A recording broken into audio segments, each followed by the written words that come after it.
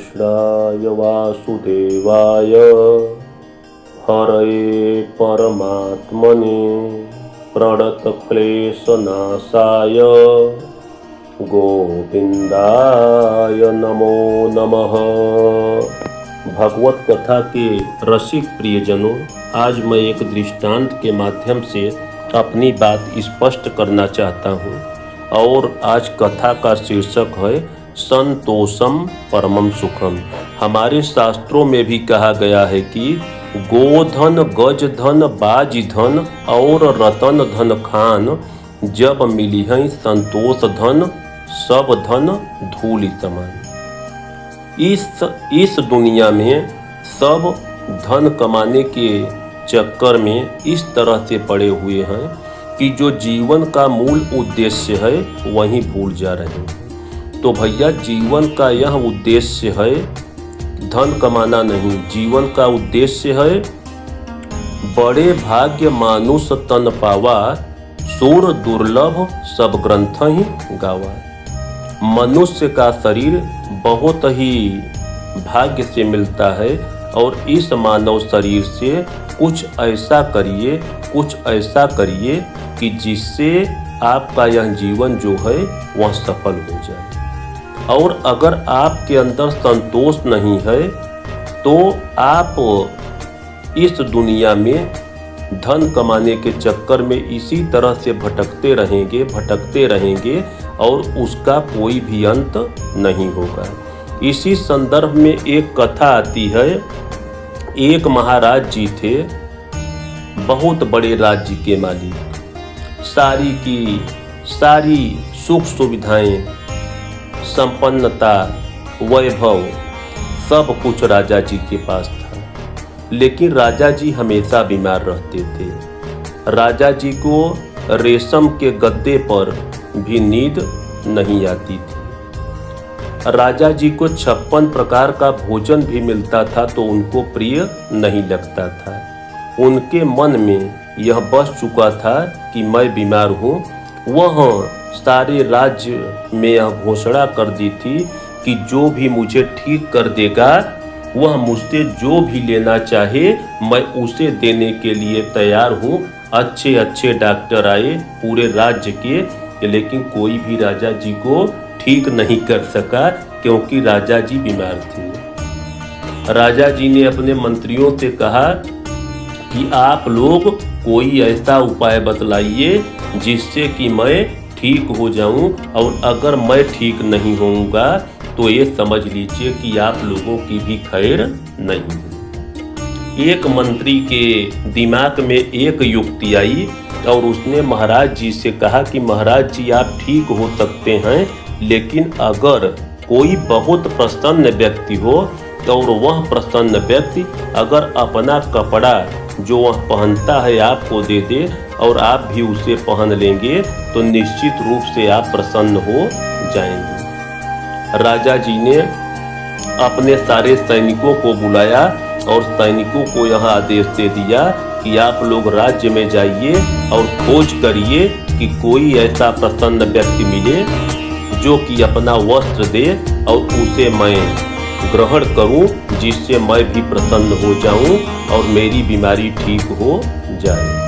सारे के सारे सैनिक राज्य में निकल गए और चारों तरफ खोज करने लगे।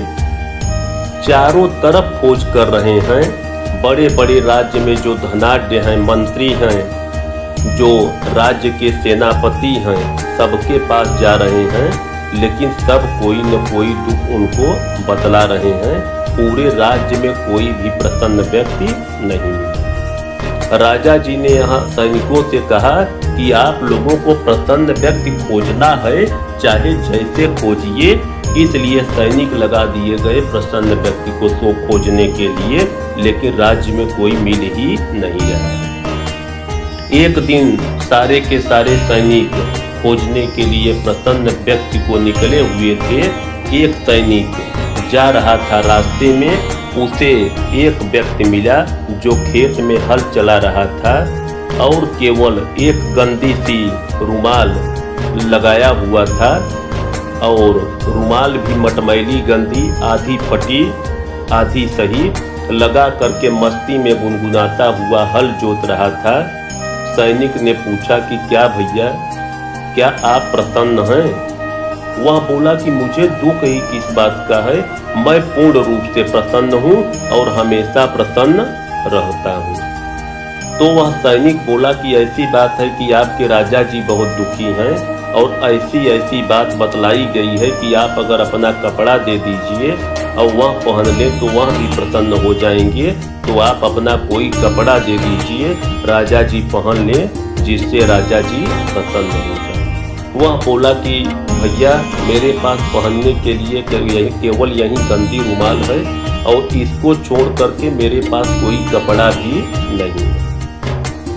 अब सैनिकों ने जा करके राजा को यह बतलाया कि एक प्रसन्न व्यक्ति तो मिला महाराज, लेकिन उसके पास पहनने के लिए कपड़ा भी नहीं था। राजा जी को बहुत ही आश्चर्य हुआ और राजा जी स्वयं उस व्यक्ति से मिलने के लिए आए।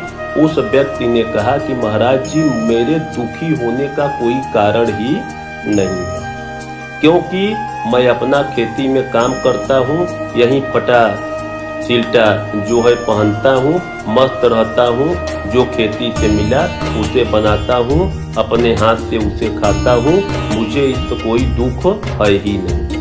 राजा जी को आश्चर्य हुआ और राजा जी अपने मन में सोचने लगे कि बताइए इतनी बड़ी धन, इतनी बड़ी संपदा, इतना बड़ा वैभव और इतना बड़ा राज्य, फिर भी मैं दुखी हूँ। राजा जी की बीमारी गायब हो गई और राजा जी अपनी प्रजा का ध्यान देने लगे, अपने प्रजा के सुख और दुख में हिस्सा लेने लगे, तो अपनी प्रजा से पुत्रवत प्रेम करने लगे और राजा जी ठीक हो गए। तो भैया जो यह दुख होता है ना, यह दुख हमारे दिमाग की उपज है।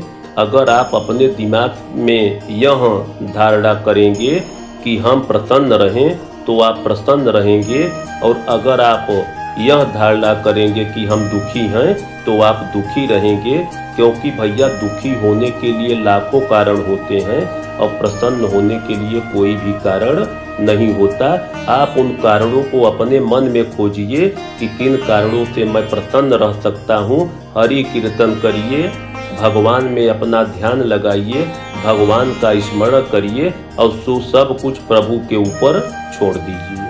जब आप सब कुछ प्रभु के ऊपर छोड़ देंगे कि मेरा कुछ भी नहीं है प्रभु, सब आपका दिया हुआ है, तो आप धीरे धीरे जब प्रभु को अपना सब कुछ मान लेंगे तो आप अपने आप हमेशा प्रसन्न रहने लगेंगे। क्योंकि हम लोग अपने मन में यह झूठा अभिमान रख लेते हैं कि कर्ता हम हैं, लेकिन किसी भी कार्य के कर्ता हम नहीं, कर्ता वही प्रभु हैं, वही अंतर्यामी परमात्मा हैं, वही योगेश्वर हैं, जो कि हमको और आपको माध्यम बना करके हमसे और आपसे सारा का सारा कार्य करवाते हैं।